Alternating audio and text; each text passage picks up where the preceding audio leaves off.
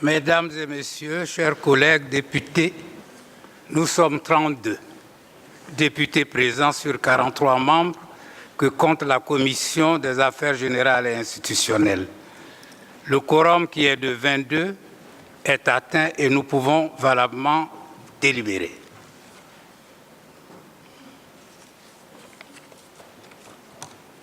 Chers collègues, Mesdames et messieurs, l'ordre du jour de la présente séance appelle l'examen du projet de loi portant modification de la loi 2001-634 du 9 octobre 2001 portant composition, organisation, attributions et fonctionnement de la Commission électorale indépendante CEI telle que modifiée par la loi 2004-642 du 14 décembre 2004 et par les décisions numéro 2005-06/PR du 15 juillet 2005 et numéro 2005-11/PR du 29 août 2005.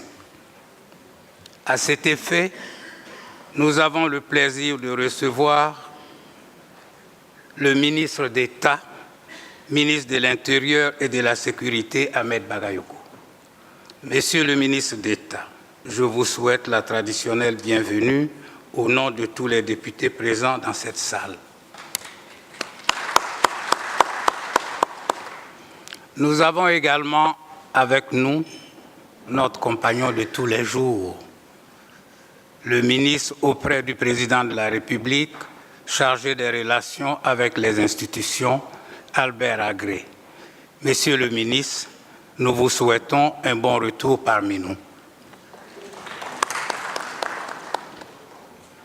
L'examen du projet de loi qui nous réunit ce matin a pour objet la modification de la loi 2001-634 du 9 octobre 2001 portant composition, organisation, attributions et fonctionnement de la Commission électorale indépendante CEI telle que modifiée par la loi numéro 2004-642 du 14 décembre 2004 et par les décisions numéro 2005-06/PR du 15 juillet 2005 et numéro 2005-11/PR du 29 août 2005.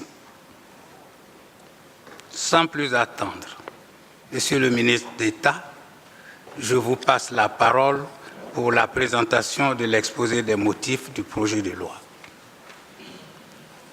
Vous avez la parole, Monsieur le ministre. Merci, Monsieur le Président. Monsieur le Président de la Commission des affaires générales et institutionnelles, Mesdames et Messieurs les députés, la Commission électorale indépendante, créée depuis 2001, avant la crise, constitue une avancée démocratique dans la mesure où elle est chargée de gérer le processus électoral dans notre pays. Son rôle fondamental exige qu'elle réponde toujours aux normes afin d'assurer la transparence et l'équité dans l'organisation des élections. Après la décennie de crise, au cours de laquelle sa composition s'est adaptée à la recherche du consensus politique, le gouvernement a jugé utile de revenir devant la représentation nationale pour proposer les ajustements qui vont permettre à la Commission électorale indépendante de demeurer un instrument technique de régulation des élections. Pour le gouvernement, le défi majeur d'une élection apaisée doit être relevé en 2015, afin que notre pays intègre durablement les valeurs démocratiques qui lui vaudraient d'être cité en exemple sur le plan politique, comme il l'est aujourd'hui pour ses performances économiques. Je souhaite donc que vos délibérations pertinentes sur le projet qui vous est soumis aboutissent à son adoption. Je vous remercie de votre aimable attention. Merci. Exposé des motifs du projet de loi portant modification de la loi 2001-634 du 9 octobre 2001 portant composition, organisation, attribution et fonctionnement de la Commission électorale indépendante CEI, telle que modifiée par la loi numéro 2004-642 du 14 décembre 2004 et par les décisions numéro 2005-06 PR du 15 juillet 2005 et numéro 2005-11 PR du 29 août 2005. Le présent projet de loi a pour objet la modification de la loi numéro 2004-642 du 14 décembre 2004, modifiant la loi numéro 2001-634 du 9 octobre 2001 portant composition, organisation, attribution et fonctionnement de la Commission électorale indépendante. Les conditions particulières que nécessitaient les élections de sortie de crise avaient conduit à la prise de mesures visant à répondre aux préoccupations des acteurs politiques. Ainsi, la loi de 2001 relative à l'organisation de la CEI a été modifiée en 2004 puis en 2005. Les mesures conjoncturelles n'étant plus pertinentes dans un environnement institutionnel normalisé, il convient d'apporter les correctifs nécessaires à l'effet d'aborder les préparatifs des élections de 2015 avec un cadre juridique approprié. Les modifications proposées portent essentiellement sur la composition de la commission centrale. En effet, au terme de la modification intervenue en 2005 par la décision 2005-06-PR du 15 janvier 2005, la commission centrale de la CEI est composée de 31 membres. Le nouveau projet modificatif propose 17 membres représentés comme suit. Un représentant du président de la République, un représentant du président de l'Assemblée nationale, un représentant du ministre chargé de l'administration du territoire, un représentant du ministre chargé de l'économie et des finances, un magistrat désigné par le Conseil supérieur de la magistrature, 4 représentants de la société civile, dont 2 issus des confessions religieuses, 1 issu des organisations non gouvernementales non confessionnelles et un avocat désigné par le barreau. 4 représentants du parti ou groupement politique au pouvoir. 4 représentants des partis ou groupements politiques de l'opposition. Cette nouvelle donne de représentation retient à un niveau réduit et équilibré les acteurs gouvernementaux, les acteurs politiques et la société civile. La réduction des membres de la commission centrale induit un réaménagement du bureau de la CEI. Le présent projet de loi propose 6 membres en lieu et place des 12 membres dans l'ancienne loi. La composition des CEI locales connaît également une légère restructuration qui retient, outre le représentant des autorités administratives, ceux des formations politiques au pouvoir et de l'opposition, à raison de 4 représentants chacune. Au total, le projet de loi extrait des organes de la CEI. Au total, le projet de loi extrait des organes de la CEI les groupements ou acteurs politiques dont la présence ne se justifie plus. En réduisant le nombre des membres de la commission centrale et des commissions locales, il facilite le processus de décision au sein des organes délibérants de cette institution. Alassane Ouattara. Merci. Merci, Monsieur le ministre d'État. À présent, les représentants des groupes parlementaires sont invités à s'inscrire pour leur déclaration. Monsieur le représentant de l'UDPCI, Mamadou Telli. Monsieur le Président, le groupe parlementaire UDPCI voudrait faire savoir qu'aujourd'hui, l'autorité de l'État est restaurée sur toute l'étendue du territoire national et ce, à travers les dernières élections d'avril 2013. C'est pourquoi, dans un esprit de cohésion sociale et de paix durable, il serait souhaitable que les mesures conjoncturelles qui ont favorisé l'existence d'une commission électorale indépendante circonstancielle soient levées afin de lui donner toute sa valeur dans un environnement institutionnel normalisé. Aussi, pour un pays comme le nôtre qui ambitionne l'émergence à l'horizon 2020, tous les standards et les normes pouvant contribuer à l'atteinte de ce noble objectif doivent être actionnés. L'occasion est toute belle pour nous, pour exprimer à son Excellence, Monsieur le Président de la République de Côte d'Ivoire, M. Alassane Ouattara, toutes nos admirations pour son sens très très élevé de l'intérêt national.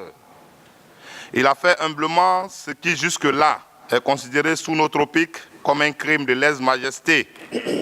Revenir sur sa décision d'une CEI restructurée à 13 membres pour une autre mouture à 17 membres, accédant ainsi à la requête de l'opposition afin de tendre vers une commission la plus consensuelle possible.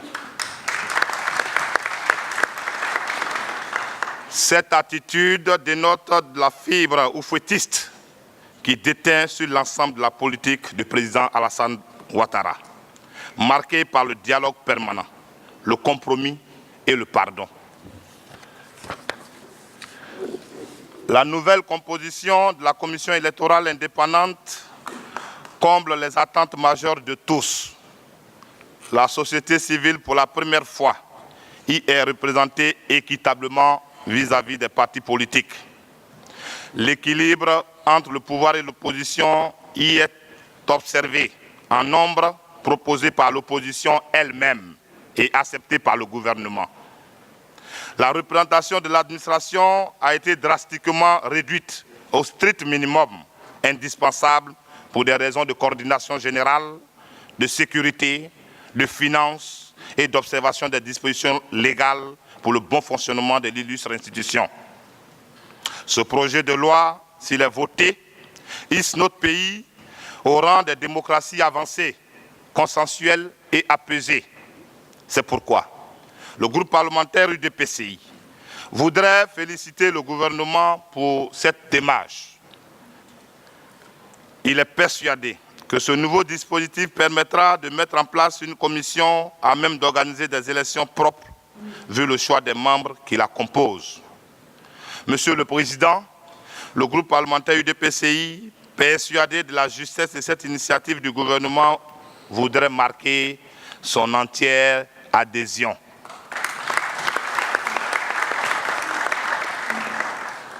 Par conséquent, Il se déclare favorable pour la prise en considération de l'exposé des motifs du présent projet de loi. Et en conclusion, le groupe parlementaire UDPCI invite l'ensemble des députés, membres de la Commission des affaires générales et institutionnelles, à le suivre dans ce sens. Je vous remercie.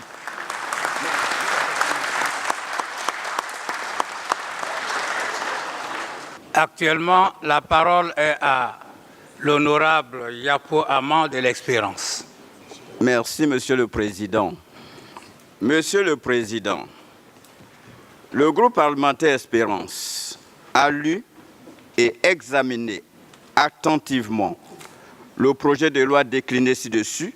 L'exposé des motifs tel qu'exposé dans le présent projet de loi donne-t-il des gages de neutralité à la structure de gestion des futures élections en Côte d'Ivoire? Le groupe parlementaire Espérance s'est ensuite interrogé sur le cas des acteurs gouvernementaux. Peuvent-ils être neutres sans trahir le serment de fidélité et d'obéissance au chef de l'État dont ils tiennent leur légitimité? Le groupe parlementaire Espérance marque sa satisfaction pour sa désignation dans la commission dans la mesure où c'est elle qui est censée jouer le rôle de régulation entre la majorité et l'opposition.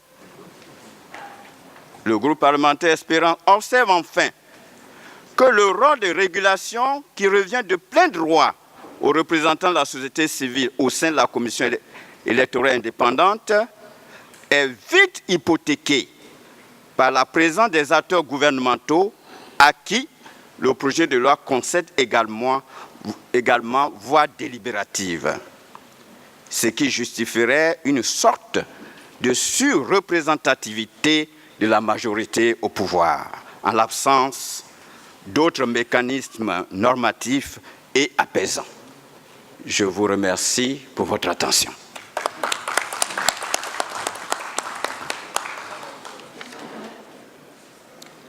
Merci, honorable Yapo Amand d'Espérance.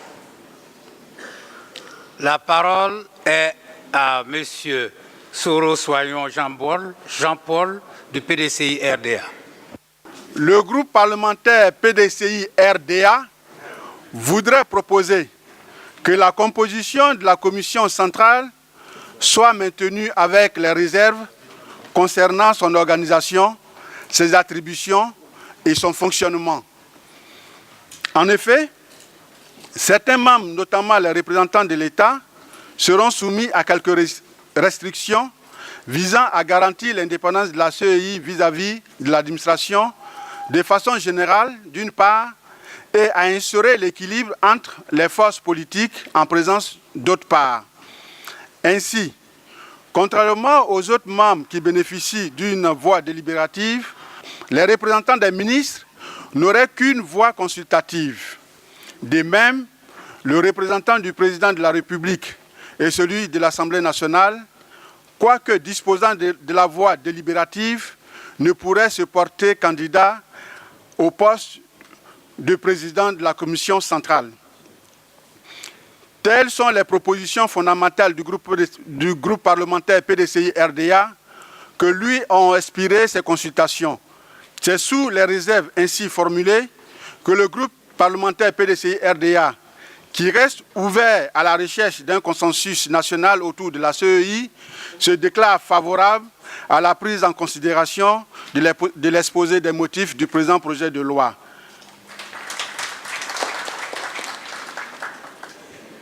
La parole est à présent à l'honorable Amadou Mauro du RDR.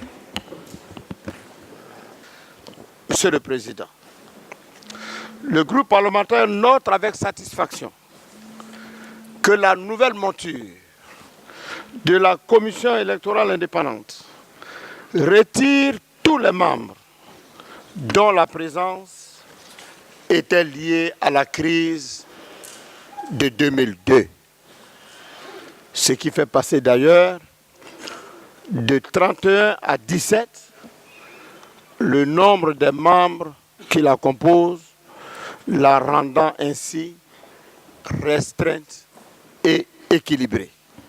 Pour le groupe parlementaire RDR, ce projet de loi vise donc à apporter des correctifs nécessaires pour les élections à venir avec un cadre institutionnel plus approprié et plus dynamique.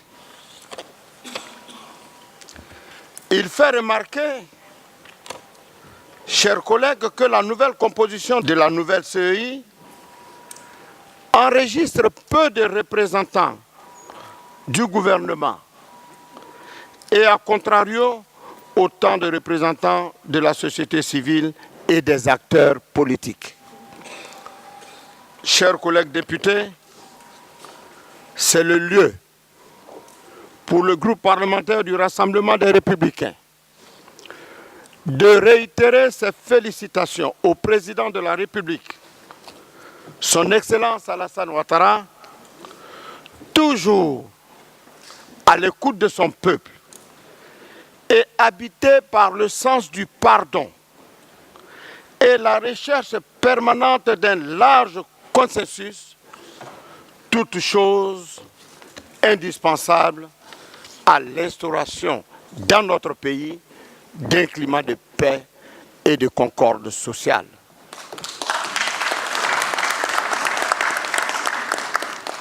Au vu de tout ce qui précède, le groupe parlementaire du Rassemblement des Républicains donne sa caution et son soutien à ce texte pour l'adoption de ce projet de loi.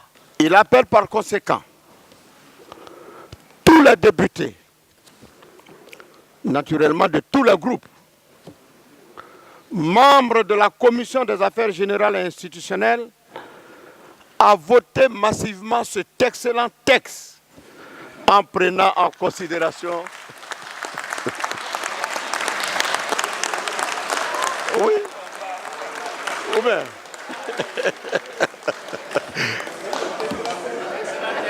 ben, le général est d'accord avec moi.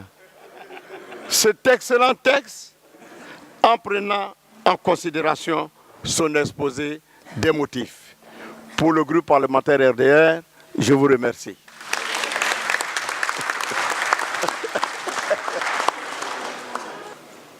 La parole est à l'honorable Saraka Kona Adolphe du groupe Dialogue. Le groupe parlementaire Dialogue approuve la décision du président de la République de réduire à sa juste dimension le nombre pléthorique que composait la CEI dans son ancienne version. Toutefois, en la forme, le groupe parlementaire Dialogue souhaite faire un amendement sur le mode de désignation des représentants des membres des confessions religieuses et celui des organisations non gouvernementales non confessionnelles. À propos du mode de désignation des représentants des membres des confessions religieuses, des organisations non gouvernementales non confessionnelles et du barreau, on note clairement que le représentant du barreau est désigné par le barreau alors que ceux des confessions religieuses et des organisations non gouvernementales non confessionnelles sont issus en leur sein sans qu'il ne soit clairement indiqué de manière explicite et sans équivoque par qui sont-ils désignés. C'est pourquoi le groupe parlementaire Dialogue pense, en respect du parallélisme des formes, que pour éviter des interprétations tendancieuses et confligènes, il est souhaitable qu'il soit écrit 4 représentants